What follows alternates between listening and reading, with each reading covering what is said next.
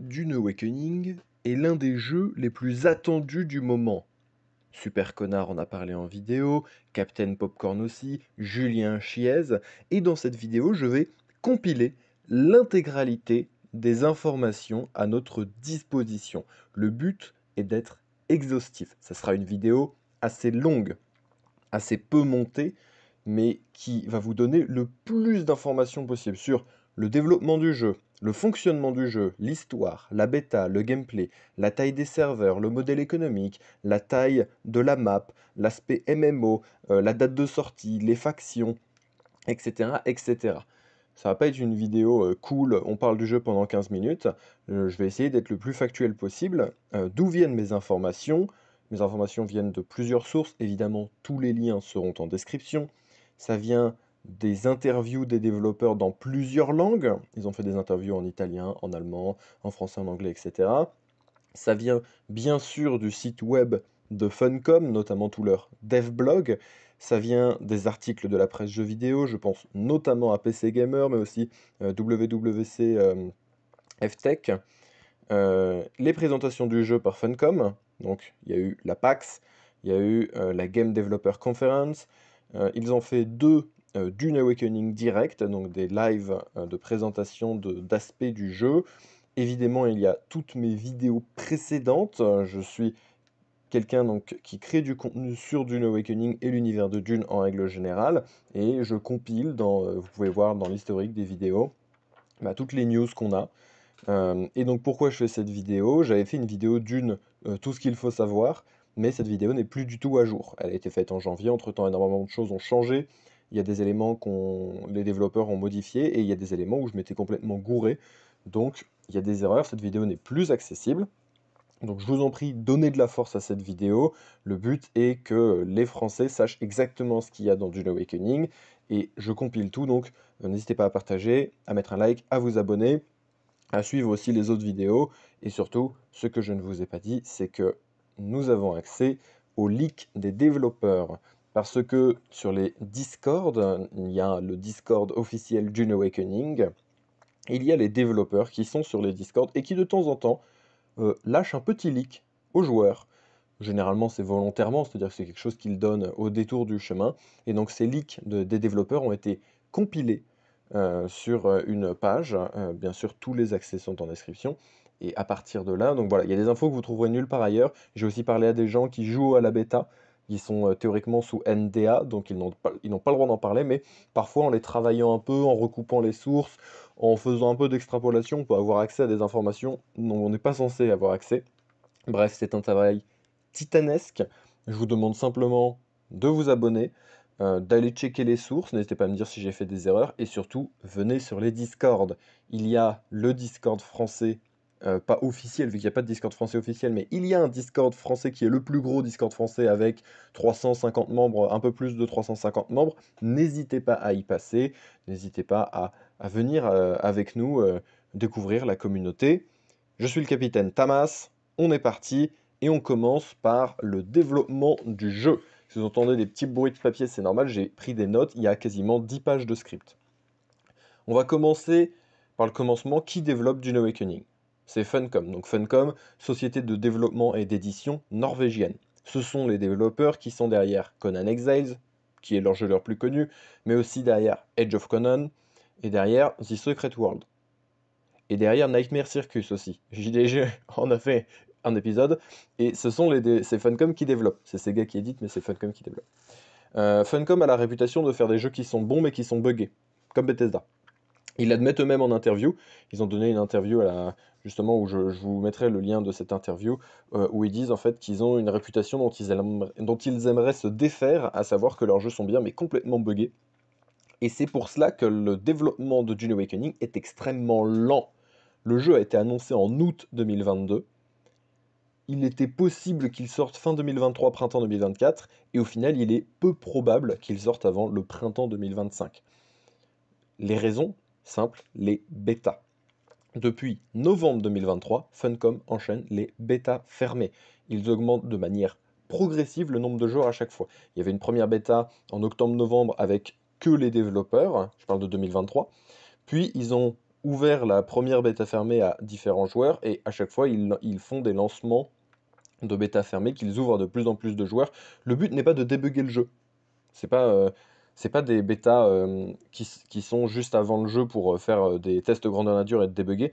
Non, non, le but c'est de tester et d'améliorer les diverses mécaniques du jeu. Et ça, je vais vous en reparler plus tard sur comment ils font, comment ils procèdent et comment ils développent leur jeu. Et surtout, je vous garde à la fin de la vidéo 3 leaks complètement exclusifs et complètement fous qui vont vous retourner le cerveau. Donc restez bien jusqu'à la fin. Et on voit donc que les bêtas, c'est pas du débugage, c'est tester et améliorer les mécaniques du jeu. C'est-à-dire, ah, on a implémenté ça, qu'est-ce que vous en pensez? Et les joueurs font un retour. Donc, au moment où je vous parle, il y a des bêtas fermées. Et maintenant, elles sont jouables. Ça, c'est quelque chose qui a été mis à jour en juin, ou en mai ou en juin. Maintenant, les bêtas fermées sont jouables 24 heures sur 24, 7 jours sur 7. Avant, c'était pas le cas. C'est-à-dire que le serveur ouvrait de temps en temps quelques heures, il testait des choses, etc. Maintenant, la bêta fermée qui est sous NDA, c'est-à-dire que normalement, un joueur n'a pas le droit d'en parler. C'est pour ça que les bêtas ne sont accessibles qu'aux majeurs. Quand on est mineur, on ne peut pas signer une NDA, c'est un document juridique. Et donc là, c'est ouvert 24/24, 7 jours sur 7. Donc ils prennent leur temps. Et dans une industrie du jeu vidéo qui adore sortir des produits qui ne sont pas finis, coucou Cyberpunk, on peut pas dire que c'est une mauvaise chose. D'ailleurs, j'ai un premier leak NDA à vous donner, c'est-à-dire que je parle à des gens qui jouent au jeu, qui ont la bêta et qui parfois sont un peu trop bavards. Ils m'ont dit, si le jeu sortait maintenant, là, si demain le jeu sort en catastrophe, il serait plus abouti que certains jeux qui sont sortis sur le marché. Et c'est des gens, je vous dis pas ça parce que c'est de la publicité déguisée, c'est des gens que je connais, avec qui je parle beaucoup, euh, donc c'est une information relativement fiable. C'est-à-dire que le jeu actuellement est extrêmement abouti au niveau des bugs, au niveau des mécaniques, et ils veulent vraiment polir, perfectionner le jeu. Sachant que leur jeu est extrêmement attendu et que ça va être l'un des gros jeux qui arrivent. C'est vraiment, ça va être massif. Au niveau de date de sortie, on n'a aucune information. Je vous dis juste que si vous pensez, moi je m'étais gouré, je pensais qu'il sortait printemps 2024. Si vous pensez qu'il va sortir pour Noël 2024, je pense que vous vous mettez le doigt dans l'œil. N'oubliez pas que là, il n'y a actuellement aucune date qui a été annoncée. Ça voudrait dire qu'ils ont prévu de délivrer en août un gameplay. Je crois que c'est à la Game Fest ou je sais plus quoi. En août, donc il y aura un gameplay, ils vont montrer du gameplay, et ça m'étonnerait que fin août, ils annoncent une date de sortie pour 2-3 mois, quoi. Ce serait quelque chose qui m'étonnerait. Après, on ne sait pas, mais je pense que ça sortira plus printemps 2025. Alors, ça sortira sur les nouvelles consoles. PS5, PC, Xbox Series X, et il a été confirmé que le jeu ne sortira pas sur Xbox One, le jeu ne sortira pas sur PS4. Donc, est-ce que c'est un argument pour acheter une console next-gen? Je pense que ça peut l'être, parce que ça a vraiment l'air d'être un gros, gros jeu, vraiment immense. Maintenant, à vous de voir, quoi. Concernant le cross-platform, on a un leak, encore une fois, voilà, je distribue des leaks. Le leak est en anglais, mais je vous le traduis.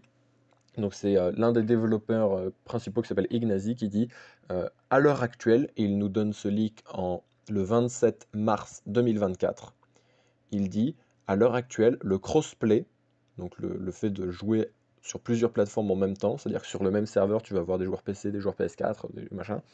À l'heure actuelle, le crossplay n'est pas implémenté. Dans notre développement du jeu, il y a beaucoup de choses à faire. C'est un sujet pour lequel nous n'avons encore rien décidé. Nous savons que beaucoup de gens nous posent des questions à ce sujet, mais pour l'instant, nous n'avons pris aucune décision. Il n'y a pas plus clair. Donc là, c'était un leak d'un des développeurs typiquement. Encore une fois, il y en a à la fin de la vidéo, j'ai compilé les meilleurs. Maintenant, pourquoi Funcom? Pourquoi eux? Parce que il faut remonter en 2016, Legendary achète les droits à la famille Herbert d'adaptation de Dune. Il lance la production donc, des films Dune de Denis Villeneuve. Et, je crois que c'est en 2019 ou en 2018, Funcom, société d'édition, passe un contrat et achète les droits pour faire 3 jeux. Donc pour faire 3 jeux sur une durée de 6 ans, mais la durée c'est pas forcément important vu que enfin, ça se renégocie. Surtout, l'important, c'est 3 jeux. Donc il y a Spice Wars, Dune Spice Wars qui est déjà sorti, développé par les petits Français de Shiro Games et édité par Funcom. Et donc, les types de Funcom bossent avec Legendary. Et notamment, ils ont fait un premier Dune Awakening direct où ils expliquaient comment on passe d'un livre à un film à un jeu. Et ils expliquent que sur le tournage de Dune, le film, enfin les films, il y avait des gars de Funcom qui ont bossé avec l'équipe, qui ont travaillé pour les paysages. Ils ont pu bosser avec le gars qui fait la photographie. Et je rappelle que ce gars a eu, je crois, un Oscar pour la photographie de Dune. Ils ont pu voir les décors, les accessoires, les costumes, les véhicules. Et donc ils ont pu s'imprégner, adapter. Et on va vraiment jouer au jeu Dune le film, si tu veux. C'est-à-dire qu'on va retrouver les mêmes. On va pas être perdu, ça sera plus ou moins les mêmes véhicules, ça sera les mêmes tenues, enfin les choses vont beaucoup beaucoup ressembler. Et ils ont adapté l'univers de façon la plus respectueuse à la fois de l'œuvre originale, mais aussi des films. Et donc là on arrive sur le volet adaptation, sur le volet univers, sur le volet histoire, on rentre un peu dans le dur. Euh, c'est quoi l'histoire dans Dune Awakening? Eh bien, déjà il y a le cadre. Nous sommes dans une réalité alternative dans laquelle Paul Atreides n'est jamais né. Ils se sont dit, on ne veut pas tricher avec l'univers, on ne veut pas le tordre, on est obligé en développant un jeu de pouvoir mettre en place des choses intéressantes au niveau gameplay, donc de tordre l'univers, donc on a préféré faire un what if. Donc en fait c'est tout l'univers de Dune, mais il y a un seul élément qui a changé, Jessica Atreides n'a pas, enfin Dame Jessica, n'a pas donné naissance à Paul, mais à une fille, comme le Bene Gesserit l'avait ordonné. Je crois que la fille s'appelle Astria, mais je ne suis pas sûr. J'ai plus là, j'ai plus sous les yeux la source. Et donc, elle a donné naissance à une fille, et ça a déclenché une uchronie en fait dans l'univers de Dune, toute une cascade d'événements, à savoir que Jessica a continué son entraînement Bene Gesserit, que le docteur Yue a été appréhendé à temps avant sa trahison, et que, du coup, les Atreides ont survécu à la bataille d'Arakin, les Harkonnen se sont brisés sur leur rang, euh, le duc Leto Atreides est encore en vie, et donc on a une planète Arrakis, où les Atreides ont demandé à l'empereur de pouvoir mener une guerre d'assassins, et il a accepté. Donc, et il a déployé ses Sardaukar pour préserver la production d'épices. Donc vous avez la planète Arrakis avec une guerre ouverte entre Atreides et Harkonnen, deux camps de forces équivalentes qui se tapent dessus, et l'empereur au milieu qui préserve la production d'épices. Et c'est le point le plus majeur au niveau de la distorsion de l'univers. Il n'y a pas de Paul Atreides, il n'y a pas de Fremen, il n'y a pas de Lisan Al-Gaib, et oui, il n'y a pas de Fremen. Ils ont disparu, ils ont été exterminés, on ne sait pas vraiment. On va y revenir donc dans le gameplay et les quêtes liées au jeu. Au niveau adaptation de l'univers, on a donc les véhicules qui seront très fidèles au lore. On sait d'ores et déjà que certains véhicules terrestres ont 4 places. Donc on peut supposer, je dis bien supposer, que les ornithoptères peuvent avoir plusieurs personnes, 4, 8. Il est possible d'avoir des ornis, je pense, avec 8 joueurs, ce qui serait ultra intéressant pour faire des débarquements. Mais là, je ne peux vous l'affirmer avec certitude. L'épice est violette. Et ce choix peut faire criser certains. Moi, je pense que d'une part, c'est très joli, d'autre part, ça casse la monotonie. C'est-à-dire que l'épice dans les films de Denis Villeneuve, elle est un peu orange. Là, pour le coup, elle sera violette parce que vous avez déjà un désert, du canyon, du sable. Orange sur jaune, bon, voilà. Que du violet, ça ajoute un petit côté, ça rajoute un peu de contraste. Je pense que ça peut casser la monotonie du jeu. Et effectivement, comme je l'ai dit, vu qu'il n'y a pas Paul Atreides, il y a pas, et qu'il n'y a pas les Fremen, bah, il n'y a pas de Mahadi, il n'y a pas de Lisan Al-Gaib, il n'y a pas le grand Usul Muad'Dib. Donc qu'est-ce qui se passe? Qui est-ce qu'on joue? Et c'est pas nous, le Lisan Al-Gaib. Nous, on ne joue pas l'élu. Et on arrive donc à la création de personnages. Alors, création de personnages extrêmement complète. Ils ont fait une vidéo sur le sujet, Dune Awakening Character Creation. Ils vous montrent en détail comment ça se passe. Donc, et c'est quelque chose de très complet. Vous pouvez faire votre poids, votre taille, votre âge. Donc le visage est plus ou moins marqué en fonction de l'âge. Les cheveux, la coupe de cheveux, les tatouages, les machins. Vraiment, c'est un éditeur de personnages relativement complet. Ils ne font pas, je crois, la taille de nos organes génitaux. C'est pas les dégénérés de Cyberpunk, mais ça reste quelque chose d'assez complet. Et surtout, ils rajoutent plusieurs éléments, à savoir où est-ce que tu es né. Donc Caladan, Keitan, Giedi, X ou Shuzuk. La planète natale donne des bonus, enfin pas des bonus, mais euh, te- les gens vont te voir différemment, les gens vont te parler différemment en fonction de ta planète natale. Ensuite, il y a le rang de naissance, c'est-à-dire que tu peux dire, bah, moi je suis né en tant que Na Familia, ça veut dire que tu es quasiment un noble, ou alors en tant que pion ou en tant que bondsman. Et enfin, tu choisis un mentor. Alors ce mentor, qu'est-ce que c'est? En fait, ça va être les bonus au début. Au début, tu auras une capacité, c'est-à-dire que t'as quatre mentors possibles, Bene Gesserit, soldat, épéiste ou mentat. Et en fait, quand tu choisis, tu as une capacité liée à cela. Donc par exemple, mentat, tu peux scanner les ennemis, Bene Gesserit, tu peux faire du contrôle mental, Swordman, tu peux te battre au corps à corps plus facilement, Trooper, tu peux avoir un pistolet spécial. Bref, ces capacités de départ, elles ne t'enferment pas. C'est-à-dire que si tu as pris un mentat et qu'au final tu veux jouer Bene Gesserit, bah, tu peux tout à fait le faire. Mais voilà, ça te donne un aperçu de départ.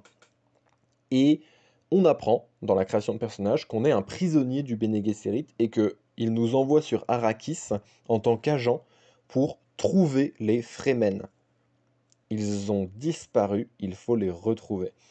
Sauf que le vaisseau se crache, on se réveille seul, et là, le jeu commence. Première étape, survivre. Et oui, le cœur du jeu, c'est de la survie. Dune Awakening, c'est un MMO de survie en monde ouvert qui se base un petit côté RPG, mais qui se base surtout sur la survie. Le début du jeu sera intégralement dédié à de la survie, ce qu'ils appellent de la survie non-hardcore à la Valheim, c'est une inspiration qu'ils ont citée par exemple, on n'a pas besoin de manger. La seule chose dont on a besoin, c'est l'eau. L'eau, les ressources, il y a aussi il y a une barre de chaleur, il y a une barre d'insolation, enfin, il y a plein de choses, mais surtout il faut chercher de l'eau. Donc quand on commence, on peut manger des plantes pour récupérer un peu de leur eau, on peut boire du sang, on peut récupérer l'eau des corps de nos ennemis, et on peut créer des outils grâce au frame kit. Le frame kit, c'est le sac à dos qu'on porte, c'est basiquement une table de craft. Euh, le manque d'eau est vraiment constant dans Dune Awakening. Il y a une barre de chaleur et d'insolation, comme j'avais dit. Il faut dépenser le moins possible d'eau. C'est-à-dire que quand vous courez en plein soleil, vous perdez beaucoup d'eau. Quand vous êtes à l'ombre ou de nuit, vous perdez moins d'eau. Et vous pouvez notamment faire un distill, qui est la tenue des Fremen, et qui te permet d'avoir une deuxième barre d'eau, en fait, et de recycler ton eau. Donc au début, on peut récupérer l'eau, et c'est vraiment la dèche, en fait. Et pour crafter de l'eau, pour crafter certains objets, il faut de l'eau. Donc c'est vraiment, l'eau est au cœur de la survie. Les trois clés de la survie de Dune Awakening, c'est l'eau, les tempêtes et les vers. Donc j'ai détaillé l'eau, maintenant je vais faire les tempêtes. Les tempêtes, c'est un élément de survie, c'est des grosses tempêtes de sable. Il faut construire des abris pour y survivre parce que vous avez 30 secondes de survie à peu près dans une tempête. Donc tu peux construire en urgence un abri ou tu peux te blottir contre un petit surplomb, mais globalement la tempête peut te tuer. Et là, on parle pas de l'élément de gameplay principal du jeu, dont je vais revenir dessus plus tard, à savoir les tempêtes Coriolis. Sachez que la map est divisée en deux parties. Il y a l'intérieur et l'extérieur de ce qu'on appelle la ceinture du bouclier. Et à l'extérieur, les tempêtes sont appelées les tempêtes Coriolis. Je reviendrai sur l'architecture de la map avec le Deep Desert, etc. Mais en gros, les tempêtes, elles détruisent à l'extérieur de la ceinture du bouclier, dans la zone PVP et la zone avec des gros loots. Les tempêtes, elles détruisent les structures et elles modifient la map. On va y revenir plus tard, c'est là une des principales mécaniques du jeu. Je vous ai parlé du début de game, maintenant on va parler du middle game, du endgame. Donc vous avez des quêtes scénarisées avec des PNJ, notamment Leto Atreides est un PNJ qui sera présent dans le jeu. Le but est de ne pas avoir quelque chose de trop linéaire. Faut trouver les Fremen, mais il y a plein d'autres quêtes qui sont pas linéaires du tout. Il y a beaucoup de quêtes de factions, donc liées aux Atreides et aux Harkonnen bien sûr, mais aussi liées aux autres petites factions. Donc il y a la Chom, qui est la compagnie des honnêtes aubeurs marchands, sûrement la Spacing Guild, sûrement le Bene Gesserit, enfin, voilà, il y a plein de petites factions qui vont vous proposer des quêtes qui ressemblent un peu à ce que fait le Divers 2. C'est-à-dire que les joueurs peuvent contribuer à aider une faction. C'est-à-dire que tu vas avoir une faction qui va dire bonjour, on a besoin de 1 million de lingots de fer. Je prends un exemple à la con, hein, mais Et du coup, tous les joueurs qui vont aider cette faction, ça va faire un compteur pour la communauté. Et du coup, toi, t'as apporté 2000 lingots de fer, mais ton pote, il en a apporté 500. Les Brésiliens, ils en ont apporté 4000, et les Chinois, ils en ont apporté 8000. Et donc, ils ont dit, voilà, ça serait un peu à la Helldivers 2, c'est des quêtes liées aux factions, mais qui sont communes à tous ceux qui appartiennent à la faction. On peut très bien imaginer des petites quêtes données par des contrebandiers aussi, par des maisons mineures éventuellement, par l'empereur, voire carrément. Il y aura un système de, quand tu vas dans les hubs, donc des hubs sociaux, tu auras des panneaux d'affichage avec bah, nous on veut faire ça, nous on veut faire ça, etc. Chaque faction, chaque groupe peut dire nous on aimerait bien que vous fassiez ça pour nous, etc. Je reviens sur les tempêtes Coriolis, du coup, la carte est divisée, comme j'ai dit, en deux parties, donc l'intérieur et l'extérieur. L'intérieur, c'est la zone PVE et des hubs sociaux. C'est-à-dire que vous avez une chaîne de montagnes. À l'intérieur de cette chaîne de montagnes, c'est du PVE, c'est des hubs sociaux. Vous pouvez bâtir vos bases. Ces bases, vous mettez un générateur de bouclier pour les protéger des tempêtes. Mais globalement, c'est des bases qui du coup ne pourront pas être attaquées et qui ne pourront pas être détruites.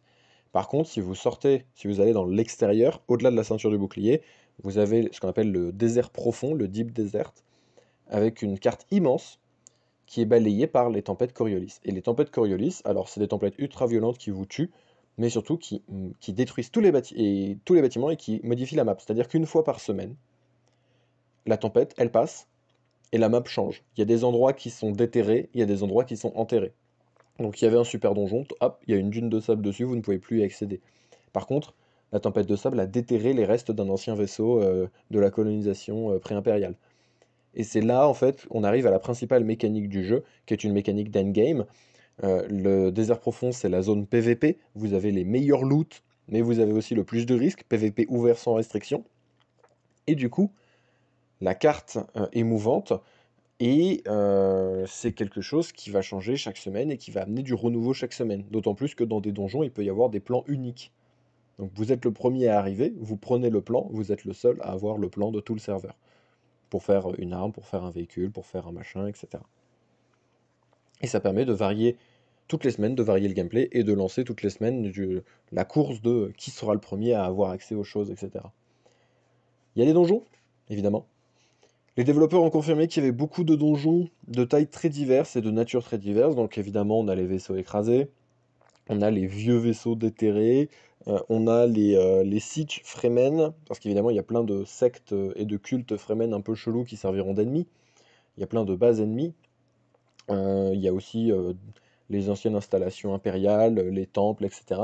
Et surtout, les stations écologiques. Alors, les développeurs ont confirmé qu'il y avait plusieurs tailles de donjons.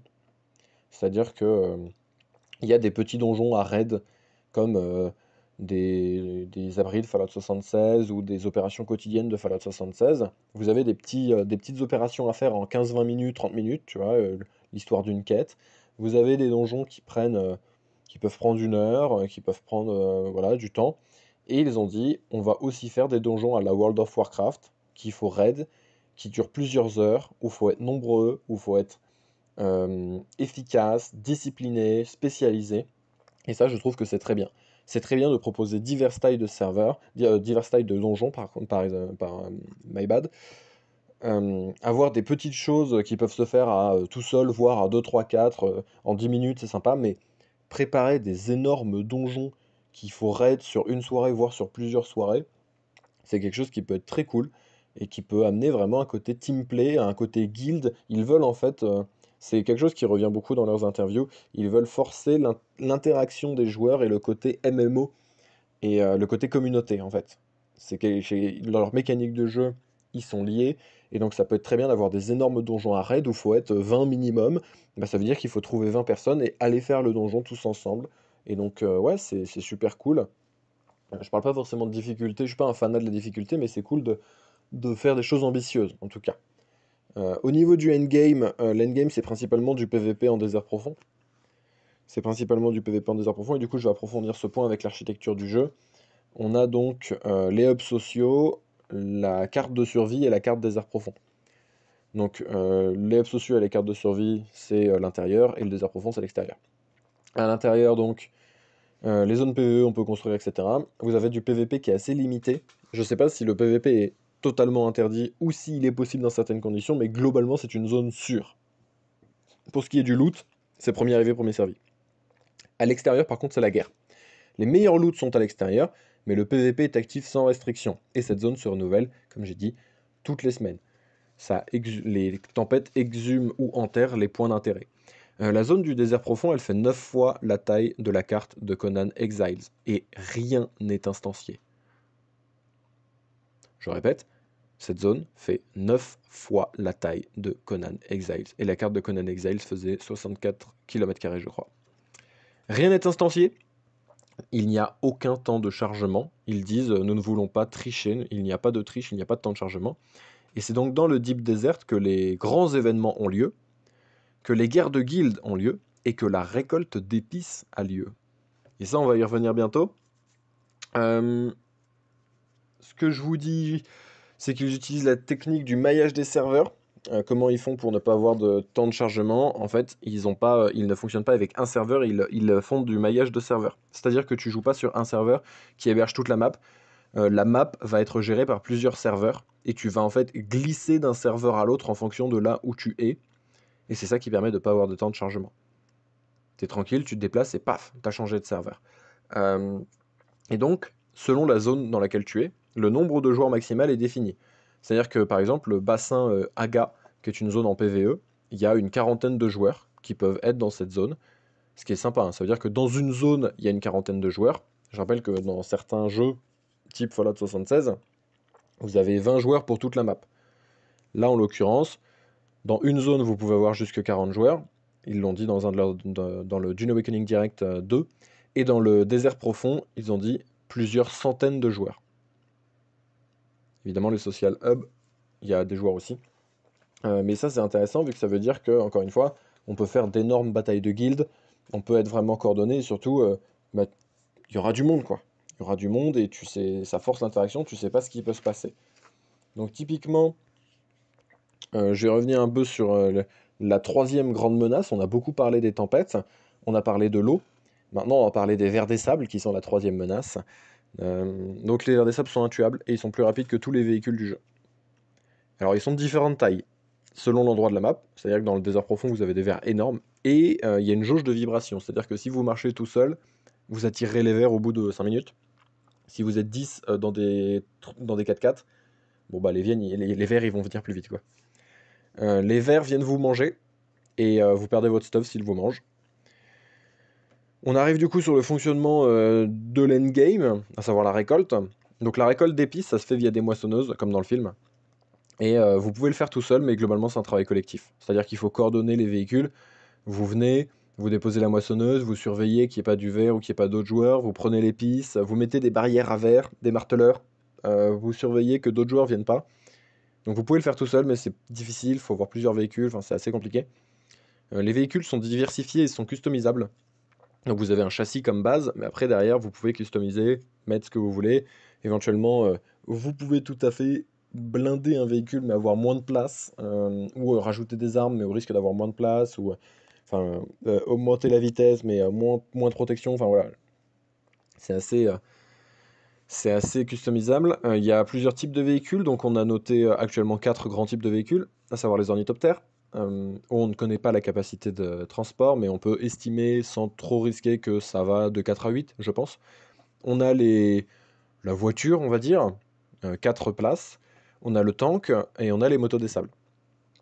Euh, donc les motos des sables qui vont être assez rapides, ça peut être assez cool. Les quêtes, j'en ai déjà parlé. La récolte, alors la récolte des ressources se fait via le laser. C'est-à-dire que vous avez un espèce de pistolet laser qui fait un rayon et vous devez donc faire un pattern, c'est-à-dire ça peut être, vous devez faire un croissant de lune avec le rayon laser pour récolter du minerai, etc. Plus c'est rare, plus le pattern est complexe. Si vous devez récolter un minerai très rare, ça va être un pattern assez élaboré, assez compliqué. J'ai parlé des écolabs. Les écolabs, c'est les stations écologistes. Donc c'est ah oui non, du coup j'en ai pas parlé.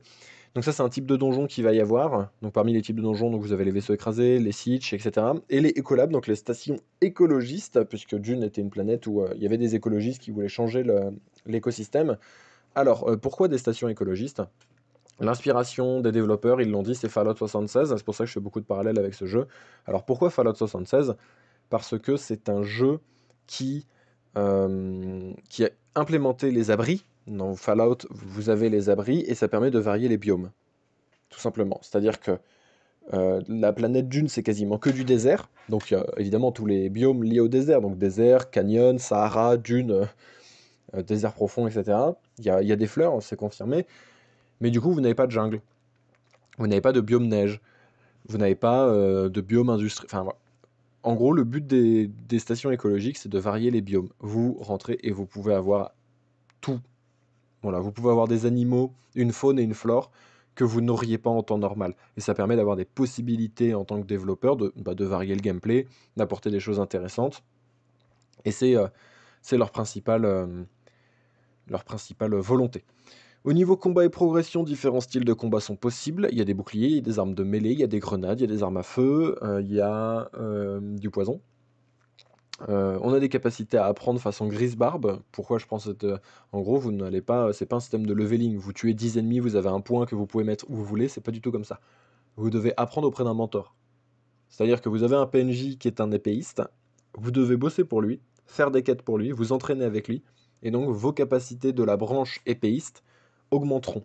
Donc, il y a différentes branches de développement de personnages, de compétences. Et vous devez, comme les Grisbarbes de Skyrim, vous devez pratiquer une capacité pour devenir meilleur. J'ai parlé donc poison, les capacités peuvent se combiner au combat, etc. Vous avez donc les Mentats qui peuvent notamment avoir des gadgets, faire du scanning. Vous avez le Bene Gesserit qui peut contrôler les gens et le mental. Vous avez les poisons. Et vous avez des jetpacks notamment. Ça c'est très cool. Il y a plusieurs types de. On peut voler de différentes façons. On peut sauter très haut. On peut avoir un jetpack avec un moteur. On peut avoir de l'antigrave. On peut avoir les trucs du baron là qui lui permettent de flotter. Donc c'est cool, on peut basiquement jouer à l'attaque des titans dans Dune, donc c'est marrant. Il n'y a juste pas de titans. Et les vers sont immortels. Au niveau des véhicules, donc j'ai dit qu'on pouvait les crafter, il y a une jauge de carburant.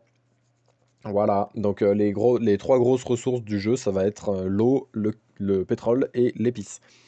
Sachant que ce carburant, donc va falloir le trouver, le raffiner et le mettre dans les véhicules. Les véhicules qui peuvent s'user, bien sûr, notamment en tempête des sables. Par contre, si vous les perdez, normalement, vous pouvez les sauvegarder. Et du coup, même si vous faites éclater un véhicule, il respawn à votre base. Au niveau de l'épice. Alors, l'épice, elle sert à des tas de choses. Déjà, elle sert au commerce. C'est une monnaie très importante. Elle sert aussi en tant qu'usage. C'est-à-dire que vous pouvez améliorer. C'est de la cocaïne magique, l'épice. En gros, vous pouvez vous améliorer, vous pouvez utiliser des capacités avec l'épice. Mais si vous débloquez certaines capacités, il vous faut une jauge d'épices minimale. C'est-à-dire que si vous avez certaines capacités, vous devez maintenir une consommation. Vous n'êtes pas obligé de le faire, c'est pas quelque chose qui est déterminant pour votre personnage, mais il y a des capacités qui nécessitent d'être tout le temps bourré d'épices. Une mécanique d'addiction en fait. Et je trouve ça intéressant parce que ça veut dire que si tu veux utiliser les capacités les plus fortes, tu dois être complètement accro à l'épice et ça t'oblige à tout le temps en avoir. Et en fait, l'épice est raréfiée pour forcer l'interactivité. Le but, c'est d'aller récolter, donc de prendre des risques, d'aller attaquer d'autres joueurs, d'aller commercer, etc. etc. Sachant aussi, donc on va parler du craft, on va parler de la construction de base.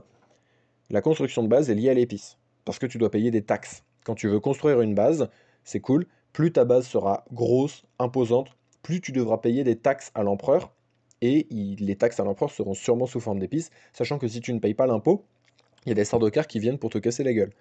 Donc, c'est franchement pas très sympa. Au niveau de la construction, c'est une construction par tuile, type Fallout 76, on peut construire avec ses amis, parce qu'il y a des schémas de base qui sont préfaits, c'est-à-dire que vous pouvez tout à fait... comment? Non, oula, je me suis emmêlé. Vous pouvez avoir de la construction par schéma, c'est-à-dire que vous mettez, par exemple, en bleu, vous mettez ce que vous voulez faire en bleu, et ensuite votre ami il arrive, il met les ressources et ça construit automatiquement. Ça, voilà. Et ensuite, il y a des schémas de base préfaits, c'est-à-dire que tu arrives avec un schéma, et tu as déjà voilà, le mur d'enceinte qui est fait, le donjon qui est fait, et tu as juste à mettre les matériaux pour le faire. Les bases en PvE sont imprenables, en zone PvP c'est la guerre. Il y a des établis spécialisés, donc notamment avec les garages, etc. Des petits établis pour les petits véhicules et des gros hangars pour les ornithoptères. On peut mettre des éoliennes, il faut alimenter les boucliers avec du carburant. Et on peut donc agrandir sa zone de construction, c'est les stacking roads, et ça coûte des ressources, et vous devrez à l'empereur des taxes. Car en soi, c'est le fief de l'empereur que que vous entretenez, en fait. Dune est le fief de l'empereur. Et donc, si vous payez pas les taxes, bah, les Sardaukar viennent vous casser les genoux. Et c'est bien normal. Au niveau craft, on pourra construire en trouvant des schémas. On pourra vendre des armes, on pourra vendre des schémas. Donc, il y aura un marché, une économie entièrement gérée par les joueurs. Certains schémas sont rares et seront une occasion d'agiter la communauté. C'est-à-dire que si vous êtes l'un des seuls à avoir le schéma d'une arme, bah vous pouvez. Qu'est-ce que vous allez faire en fait? Vous allez le garder pour vous, vous allez le partager avec vos potes, vous allez le vendre, vous allez le donner à la communauté parce que tout doit être open source. Voilà. C'est une manière de forcer l'interactivité et d'amener des choses que vont faire les gens avec les schémas rares. Le jeu est assez profond pour qu'on joue simplement un artisan. En fait, on peut jouer vraiment des tas de choses. On peut jouer juste un freeman qui se balade, on peut jouer juste un mercenaire, on peut jouer un artisan, on peut jouer un mécanicien, on peut jouer... on peut choisir un métier et s'y tenir. Et le jeu compte beaucoup sur les mécaniques sociales. Le but est un peu de dire, ouais, t'es artisan, bah, tu vas voir des choses à faire. L'artisanat, par exemple, il peut être recherché par les autres joueurs. Parce que l'économie, elle est entièrement gérée par les joueurs. Donc, ça peut être un risque si l'économie est mal faite et s'il y a notamment du glitch et de la duplication. Et il peut notamment y avoir des guildes qui sont en monopole et qui, du coup, embêtent les autres, hein, concrètement. On peut avoir des OPA, on peut avoir toutes les mécaniques économiques qui peuvent être sympas, de la corruption. Ouais, tu vas voir un mec d'une autre guilde, tu dis on sait que vous avez les plans, partage-le nous, etc. Ça peut être très cool. Tout s'achète, tout se vend. Ressources, épices, carburant, armes, plans, véhicules. Maintenant, je vais vous parler de l'économie du jeu. On arrive sur la fin de la vidéo. Donc l'économie du jeu a été basée entièrement par les joueurs, etc. Rareté des plans. Donc création de guilde. Alors, vous pouvez créer votre guilde. Vous pouvez créer une structure pour regrouper plusieurs joueurs, sachant que vous serez une maison, une toute petite maison. Et pour devenir une maison mineure, vous devrez vous allier, prêter serment à une des maisons majeures. Actuellement, il n'y en a que deux, à savoir Atreides et Harkonnen. Peut-être plus dans le futur, on ne sait pas. Évidemment, quand vous prêtez allégeance à une maison, vous avez des bonus, des accès à des plans, à des choses qui sont différentes pour Atreides ou pour Harkonnen. Même si votre cœur balance d'un côté, bah peut-être que les bonus seront plus intéressants pour vous dans l'autre camp. Donc ça va être vraiment le endgame, hein, gérer une guilde, créer sa guilde, et c'est pour ça que c'est important de se lier aux communautés. Donc il y a le Discord du New Awakening officiel, et il y a aussi le Discord français. Je sais que j'abuse, mais venez sur le Discord français et trouvez votre guilde. Il y a déjà plusieurs guildes françaises qui existent, des guildes PVP, des guildes PVE, des guildes tranquilles, des guildes roleplay. Il y a vraiment tout un tas de façons de jouer différentes qui sont possibles et ça se crée déjà au niveau francophone et ça se crée bien sûr au niveau mondial. Concernant le jeu, le modèle économique n'est pas encore choisi. Le jeu se veut comme un game as a service, donc il sera beaucoup mis à jour. Il y aura des futurs ajouts. Donc moi j'ai trois... Là, si tu me demandes, donc ils veulent finir le jeu, ils vont sortir le jeu. Si tu me demandes les 3 prochaines extensions, à mon avis, c'est une supposition, on peut avoir une extension sur les Fremen. Le but est de trouver les Fremen. À la fin du jeu, tu les trouves et tu fais un DLC, enfin une extension. Ok, t'apprends la marche des sables, t'as un couteau Chris, tu chevauches le ver. Tu ne peux pas chevaucher le ver à la sortie du jeu, mais c'est quelque chose qu'ils veulent implémenter. Donc pourquoi pas un DLC vie comme un Fremen. Ensuite un DLC sur les Corino, la maison de l'empereur, ça peut être très cool aussi. Et enfin un DLC avec Lix, qui est une planète avec énormément d'avancées technologiques un peu chelou. Ça peut être marrant niveau mécanique de rajouter les technologies de Lix, du Bennett Leilax, etc. Concernant l'optimisation du jeu, le jeu tourne en 4K 60 FPS sur les PC des développeurs. C'est une information qui paraît cool, mais en fait, on sait pas quel PC ils ont et à mon avis, ils ont des gros PC. Donc c'est-à-dire qu'un PC qui coûte 4000 balles, encore heureux qu'il fasse tourner le jeu. Dernière chose, après je vous donne les leaks croustillants. Dernière chose, il y a des arnaques à la bêta qui existent. C'est-à-dire que si vous voyez des gens qui proposent des clés bêta, etc., ou qui vous disent qu'ils jouent pas au jeu, ils vous filent leur compte pour la bêta, c'est pas possible. C'est pas possible parce qu'ils ont un bot qui détecte. Et le bot À l'instant où il détecte quelque chose qui n'est pas lié à une clé bêta vérifiée, il banne automatiquement. Et en plus, souvent, c'est des arnaques. Donc, soit vous allez vous faire scam, soit c'est une vraie clé bêta, mais ça va pas marcher. Donc voilà. Maintenant, les leaks. Les leaks un petit peu croustillants. Déjà, pour que vous sachiez à quel point ils écoutent la communauté, ils ont refondé entièrement le système de combat et de mêlée. Entièrement. Et ça, c'est pas un leak des développeurs, c'est un leak NDA. C'est quelqu'un qui m'a confié ça. Ils ont écouté les retours des joueurs bêta et ils se sont dit ok, ça vous plaît pas, on le refait entièrement. Et notamment, le système de combat ne sera pas via du combat directionnel. Ça, c'est un leak des développeurs. C'est-à-dire que c'est pas à la For Honor où tu choisis garde haute, garde basse, garde droite, garde gauche. Le combat au corps à corps, ça sera pas un système lié à ça. Deuxième chose intéressante, on peut voler l'eau des joueurs. Il y a un développeur qui s'est infiltré dans une base d'autres développeurs qui a piqué toute leur eau. Et du coup, les mecs étaient complètement fous, ils avaient plus leur eau. Sachant que l'eau, c'est vraiment une dimension de survie importante. Et ça montre que du coup, on peut faire des trucs de vol assez cool. Dernier leak, il y a les truites des sables. Vous voyez, dans le film, il y a les gros vers des sables et il y a les tout petits vers des sables qui permettent de faire un liquide chelou de prémonition et un liquide ultra important qui permet d'avoir des pouvoirs de préscience, etc. Il y aura des truites des sables, ça a été confirmé. Donc on peut peut-être les mettre au mixeur et faire de la cocaïne, quoi. Parce que c'est concrètement le projet, hein. Voilà, Trade, c'est comme ça qu'il est devenu ce qu'il est. Bref, vous avez toutes les infos. Donc vous voyez, vous avez un maximum de choses. Si vous voulez me remercier pour ce travail, abonnez-vous, s'il vous plaît. Partagez la vidéo à des copains. Je rappelle que la précédente vidéo, tout ce qu'il faut savoir qui est sorti en janvier, elle est plus à jour. Donc s'il y a des copains qui l'ont regardé, je dis des sacrées conneries, donc n'hésitez pas à la renvoyer à des gens, même des gens qui sont intéressés par le jeu. Je suis sûr que vous avez découvert des nouvelles infos. Donc partagez à fond et je vous dis à très vite.